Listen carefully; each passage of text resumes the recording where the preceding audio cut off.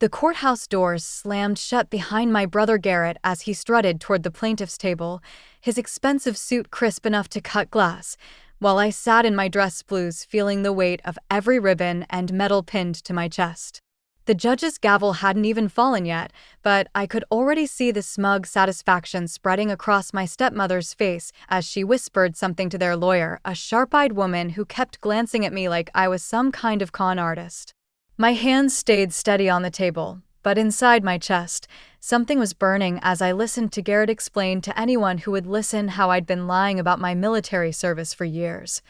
How the family had finally gathered enough evidence to expose my fraud. The courtroom felt smaller with each passing minute, and when I heard him say the words "stolen valor," I knew this wasn't just about money or inheritance anymore. This was about whether everything I'd bled for in 3 tours overseas meant anything at all. Then the back doors opened with a sound like thunder, and General Patricia Hawkins walked in wearing 4 stars on her collar, her eyes finding mine across that crowded room like a beacon cutting through fog. Every Tuesday at 0630 hours, I stood in formation with 43 other veterans at the VA hospital in downtown Phoenix, leading physical therapy sessions for soldiers who'd come home carrying pieces of war they couldn't leave behind. The smell of antiseptic and industrial coffee had become as familiar as the desert air, and I knew each person in that room by name, by injury, by the particular way they held their bodies when the pain got bad. Staff Sergeant Rivera had lost his left leg to an IED outside Fallujah. Corporal Martinez still flinched when doors slammed too hard. Private Chin spoke in whispers since the blast that damaged her hearing. My apartment was a 15-minute drive from the hospital, sparse and clean in the way that military housing teaches you to keep things. The only decorations were photographs on the kitchen counter, my unit in Afghanistan, the ceremony where I received my Bronze Star, a picture of my squad taken 3 days before the ambush that changed everything. The coffee maker was set on a timer for 0500 every morning, and my dress blues hung in the closet, still pressed from the last veteran's funeral I'd attended. The evening routine never varied.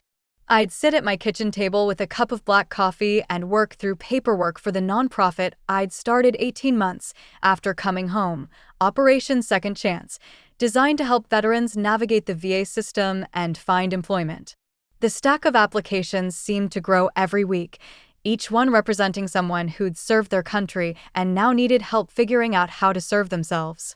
Some nights I'd get calls from veterans who couldn't sleep, who needed someone to talk them through the dark hours until morning came. If this hits close to home for you or someone you know, make sure you're subscribed. These stories matter more than you might think. The first sign of trouble came at my father's funeral, when Garrett pulled me aside after the service and asked if I really thought I deserved to wear my uniform to Dad's burial. I'd been home from my 3rd deployment for 8 months, still adjusting to civilian life, still waking up at 0400 out of habit. He said it with that particular tone he'd perfected since childhood, not quite an accusation, but close enough to plant doubt. Our stepmother Patricia had been standing nearby, nodding along like she'd heard this conversation before. The second crack came during the reading of Dad's will 6 months later. I'd inherited his workshop and tools, along with a modest savings account that would help me expand the nonprofit. But Garrett got the house, the investments, and the bulk of the estate. Fair enough, he'd stayed home, gone to business school, built a career in real estate while I was deployed. What stung was Patricia's comment afterward, delivered with surgical precision.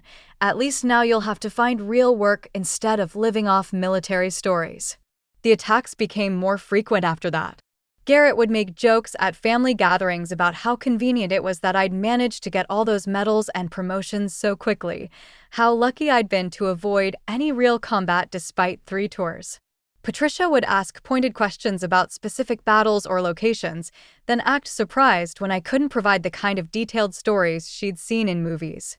They started referring to my Bronze Star as my participation trophy, always with just enough humor to make confronting them seem petty. The worst part was watching other family members begin to doubt. My cousin Derek, who'd looked up to me since childhood, started asking fewer questions about my service. My aunt would change the subject when I mentioned the nonprofit. Even at the VA hospital, I began second-guessing myself. wondering if the respect I'd earned from other veterans was built on something they didn't fully understand. The confrontation happened at Derek's wedding reception, in the middle of a crowded dance floor while a cover band played songs that were old when I was in high school. I'd been talking to Derek's new father-in-law about his own service in Vietnam, sharing stories about the differences between military medicine then and now, when Garrett appeared at my elbow with 3 drinks in him and a look I'd learned to recognize as dangerous. He started loud enough for nearby tables to hear, asking me to tell everyone about the time I'd supposedly led a convoy through Taliban territory, the story I'd shared at Christmas dinner 2 years earlier. But he was telling it wrong, mixing up details and locations, making it sound like something from an action movie instead of the grinding, terrifying reality of driving through potential ambush zones while responsible for the lives of 18 soldiers. When I tried to correct him, he laughed and said that was convenient, how my stories always seemed to change depending on who was listening. The conversation around us gradually stopped as people began to pay attention. Patricia materialized beside him, and together they began systematically dismantling every aspect of my service. The Bronze Star was probably just a standard deployment medal with a fancy name. My rank was suspiciously high for someone who'd only served 8 years. The injuries I'd sustained were minor compared to what real combat veterans experienced. The room felt like it was tilting. I could see Derek's face across the dance floor, confusion and embarrassment warring in his expression. His new wife was pulling him away from the scene, probably trying to protect their wedding reception from turning into a family battlefield. The band kept playing, but half the wedding party was now watching my brother publicly call me a fraud in front of people I'd known since childhood. I left without saying another word, but the damage was done. Within a week, I'd received a certified letter from their attorney, informing me that the family was pursuing legal action to recover the inheritance they claimed I'd obtained through fraudulent representation of my military service. The lawsuit papers arrived on a Thursday morning while I was getting ready for work, and I sat on my kitchen floor reading them twice before the words fully registered. They were claiming I'd inflated my rank, falsified my medals, and exaggerated my combat experience to gain sympathy and financial benefit from the family. The legal language was cold and precise, but underneath it was something much more personal, a systematic attempt to erase 8 years of my life, to reduce everything I'd experienced and sacrificed to a lie designed for personal gain. I called in sick to the VA for the first time in 3 years and spent the day sitting in my living room, staring at the photographs on my kitchen counter. The picture from the Bronze Star ceremony felt particularly heavy in my hands, me standing beside Colonel Roberts, both of us squinting into the Afghan sun, the citation reading aloud while mortars fell in the distance like distant thunder. I remembered every detail of that day, every face in the formation, every word of the citation that recognized my actions during the ambush that had killed 2 of my soldiers and wounded 6 others. But doubt is a poison that works slowly. By evening, I was questioning my own memories, wondering if I'd somehow embellished the stories over the years, if the trauma and medication had altered my recollection of events. The VA therapist I'd been seeing for PTSD had warned me that memory could be unreliable, that the mind sometimes filled in gaps in ways that felt true but weren't necessarily accurate. That night, I pulled out a box I hadn't opened in 2 years, letters from soldiers in my unit, official commendations, photographs that had never made it into frames. At the bottom was a handwritten note from Private Chin, written in the hospital after she'd lost her hearing. It was simple, direct, and devastating. "You saved my life, Sergeant Reese.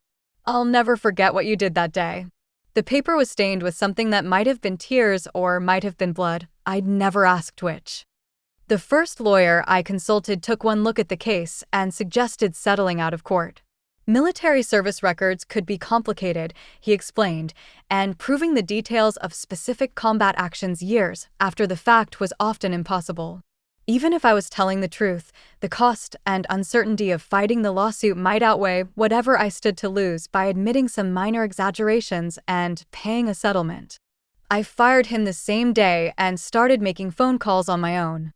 The Army Records Office could provide basic service information, but not detailed accounts of specific engagements.